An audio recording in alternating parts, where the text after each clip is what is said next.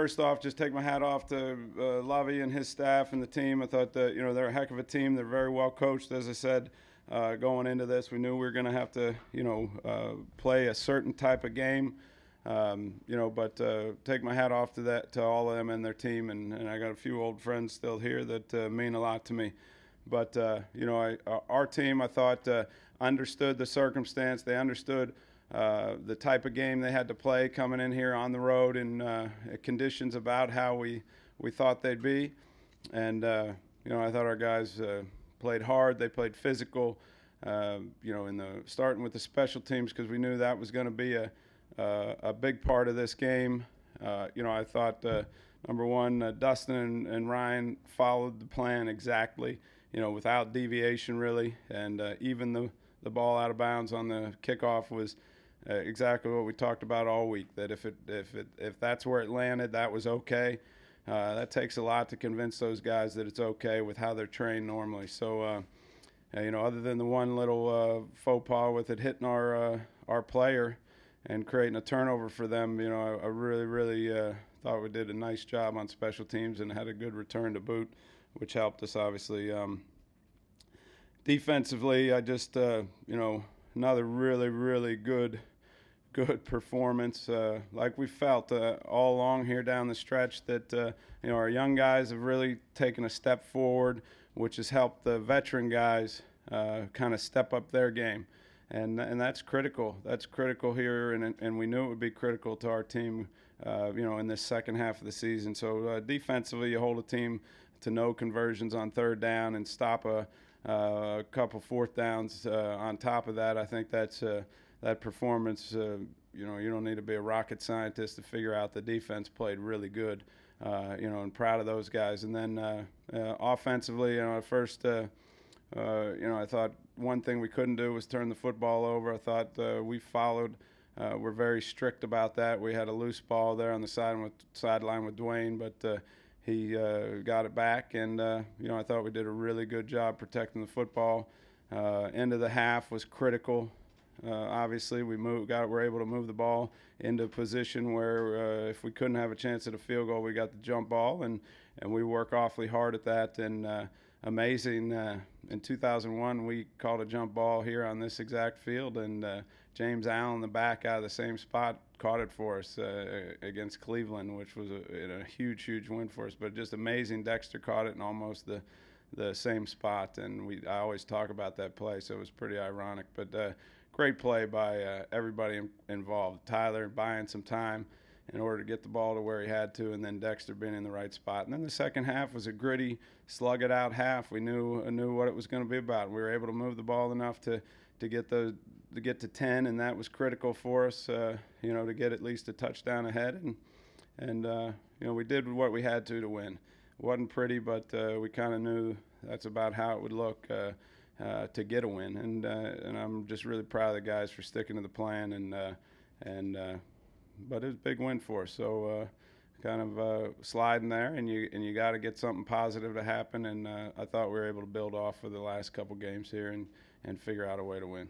Instead of the Hail Mary at the end of the game or the end of the first half, would you consider a field goal at all there? I know we're been long. Yeah, I mean that's what that was the goal, was to try to get into field goal range, and it just I conferred with Hoff real quick, and I didn't like the look in his eye, so we went to the jump ball, and it worked out. So that was good. That was a big play for us. Big play. You're never sure how this play's going to work out, but how confident were you going into that situation? You mean when the play was called?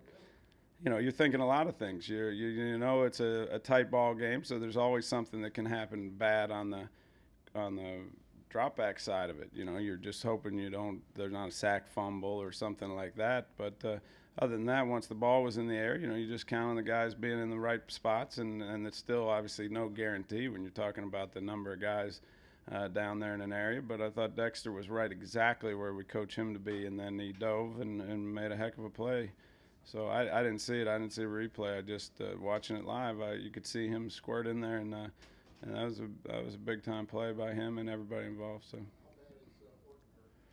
We'll see here as we move forward in the week. Right now, I don't really have much to give you.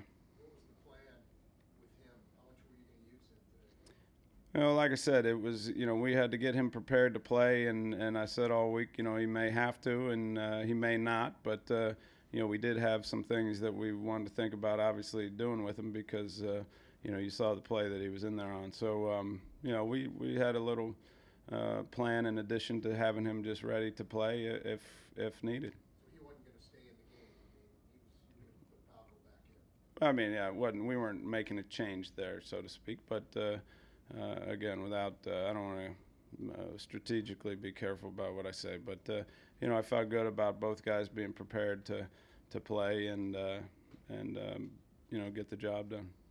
About the defense, you mentioned a little bit, but the last 2 weeks, they've played extremely well. I mean, it seems like you're in some ways carrying the team and at least keeping the team in it against some decent offenses here. So. Well, we've been able to get consistent number one, much more consistent on defense, and then that allows you to that gives you some flexibility in how you want to play offensively and depending upon who you're playing. So, I think it's really you go back to the New England game. I thought the defense played a heck of a game against a really, really good offense, and and like I said earlier in the week, we were able to build off of.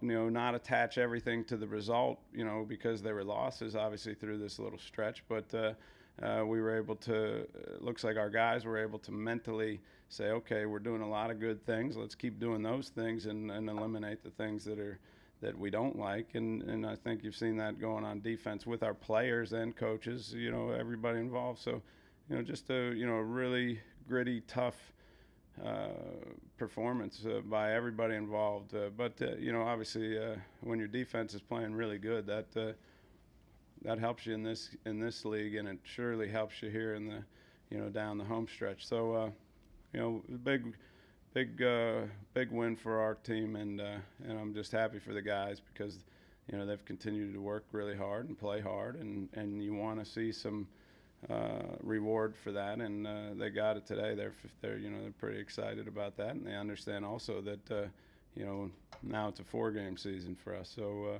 that's where we are. You referenced the James Allen play 10 years ago. It was the same end zone. Same exact corner, everything. I mean, it was. You talked about it during the week with your guys. Well, I always talk about. I keep that play on tape, to just really that whole situation because I think we were down 21-7 to the Browns with 27 seconds. I keep that scoreboard shot, and I always say, if you ever think that a game's over, you would say this game's over. It's 21-7, and there's 23 seconds or whatever, and we scored on the next play. Got an onside and ran one play and called timeout and threw it in the end zone. He caught it in the same spot. Just ironic, and for me, obviously, that was the first thing I'm thinking, because I was just on the other sideline is all. That was the only difference for me, and different people, obviously.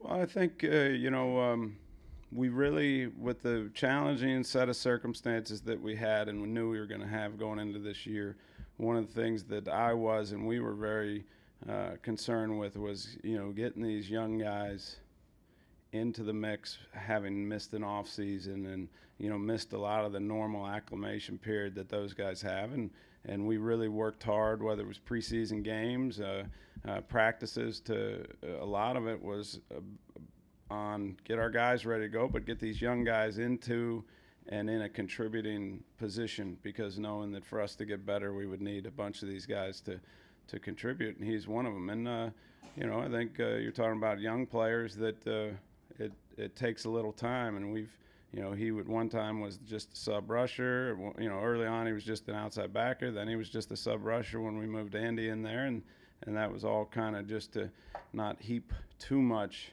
on any of these young guys. And I think you're seeing Justin, he's kind of over the hump, and he's more comfortable with what we're asking him to do it, how we want him to do it, but it's not just him. I think Alan Bailey, you're seeing a real push from. You're seeing even any new players that it does take some time. So among Gordon, Bailey, even all Jaleel Brown and the roles that they're in, and offensively it's Hudson and Baldwin. We're still working hard to try to get acclimated and integrated into how we want to do it, number one, and then just doing it. And Justin's a great example of a guy that's helping us, because of that here this last couple game push as he's gotten more comfortable. So, I thought it looked like he played good again.